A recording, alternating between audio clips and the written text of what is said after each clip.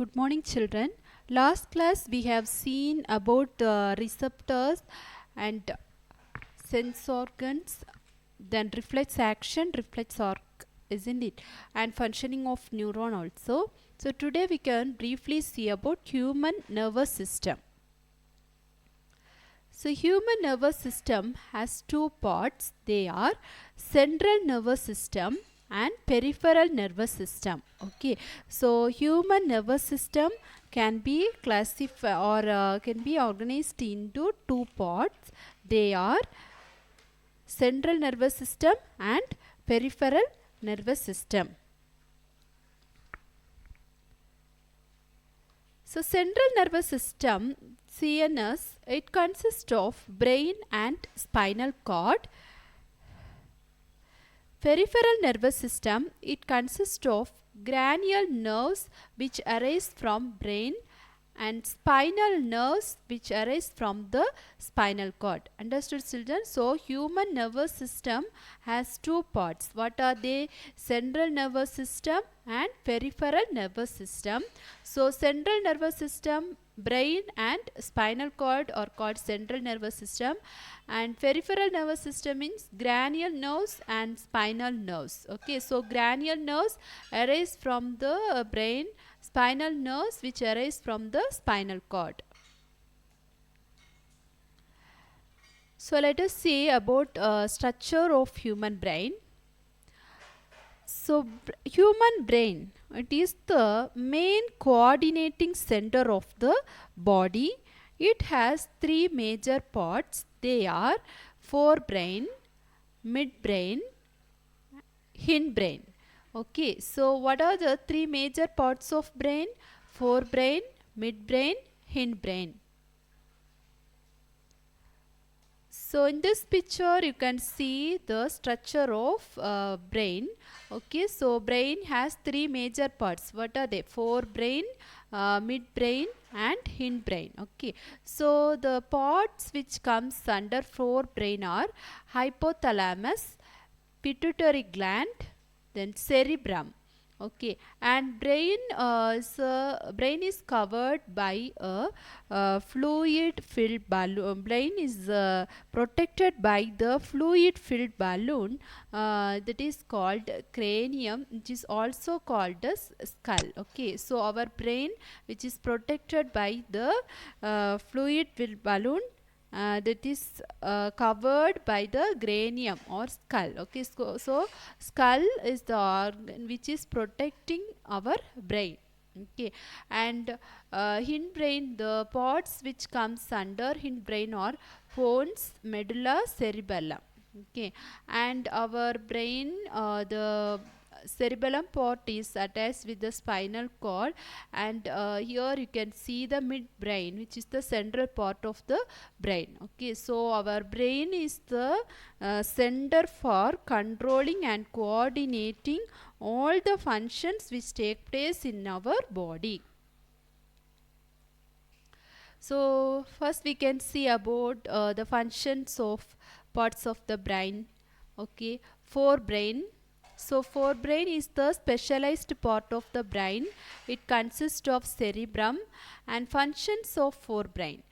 So the forebrain is the thinking part of the brain. Okay, so we are before taking one decision, we have to think. Yes, so the thinking process is done by the forebrain. Okay, so forebrain is the thinking part of the brain, and forebrain controls the voluntary actions or the voluntary responses. Example, talking, reading, writing, memorizing, recalling, singing, dancing. These are all controlled. So these are some of the voluntary actions which is controlled by forebrain. Not only that, forebrain is the part of the brain which store information.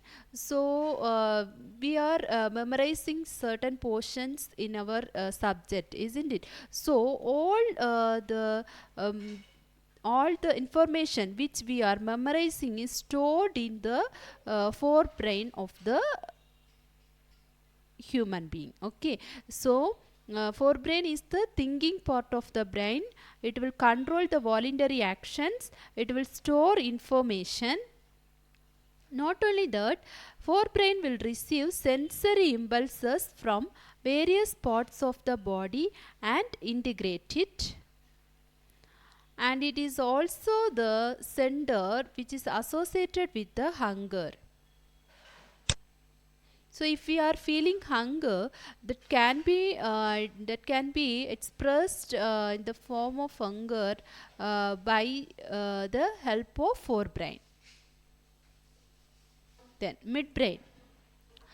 So midbrain is the part of the brain which controls involuntary actions such as change in pupil size, reflex movement of head, neck and trunk. Okay, so all the involuntary actions of our activities are controlled by the midbrain part of the brain. Then hindbrain. So hindbrain has three parts. They are cerebellum, medulla and pons. Okay, let us see the function of three parts of the hindbrain. First one is cerebellum. So cerebellum, it is controlling the posture and balance of our body. Okay, so it will control our body posture and maintain the balance of the body and precision of voluntary actions. So once the forebrain will give command, it can be responded, or it can be taken into action by the cerebellum. Okay, so example, picking pen. Medulla. So medulla is the part of the hindbrain which controls involuntary actions such as blood pressure, then salivation, vomiting. Okay, so these are some of the examples of involuntary actions which is controlled by medulla, which is the part of hindbrain. Then pons also controls involuntary actions such as regulation of respiration. So now how the human brain and spinal cord is protected, or the how the central nervous system is protected. Okay, so protection of brain and spinal cord.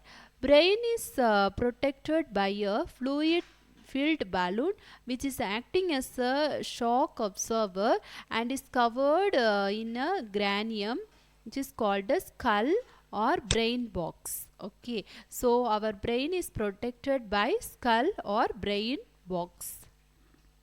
Then spinal cord, it is enclosed or it is covered with the vertebral column. Now, coordination between nervous and muscular tissue. So for the voluntary actions, our brain send messages to muscles. Okay, so communication between the central nervous system and other parts of the body is facilitated, or it is done by the peripheral nervous system. Such as cranial nerves and spinal nerves. Okay, so the communication between central nervous system means the communication between brain and spinal cord and other parts of the body is facilitated by the peripheral nervous system such as cranial nerves and spinal nerves. So brain allow us to think and take actions based on that thinking. Okay, so our brain help us to think and take actions based on that thinking. Now, limitation of electric communication or nervous system. Electric impulse can be reached only cells. Okay, so it can reach only cells which are connected by nervous tissue. Okay, so electrical impulse will reach only to those cells that are connected by nervous tissue.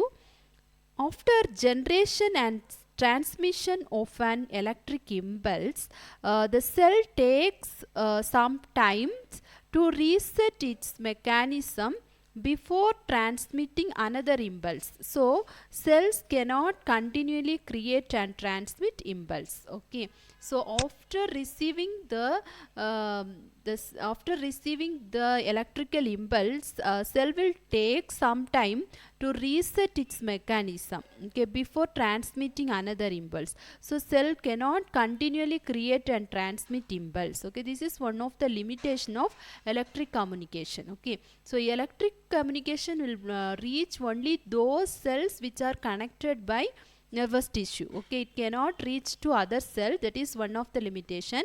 And one more limitation is, once the electric impulse is generated and transmitted to the cell will take sometimes to reset its mechanism before transmitting another impulse. Okay, so the cell cannot continually transmit and create the impulse. So this is one of the limitation. And one more limitation is, plants do not have any nervous system. Okay, so electric communication can possible only in the animals, or so because animals consist of nervous system, but plants do not have any nervous system. So that so this limitation of electrical communication can be overcome by the chemical communication. So in next class we can study about the chemical communication in plants and animals. Okay, I hope that you all understand. If you have any doubt, you can ask children. Thank you.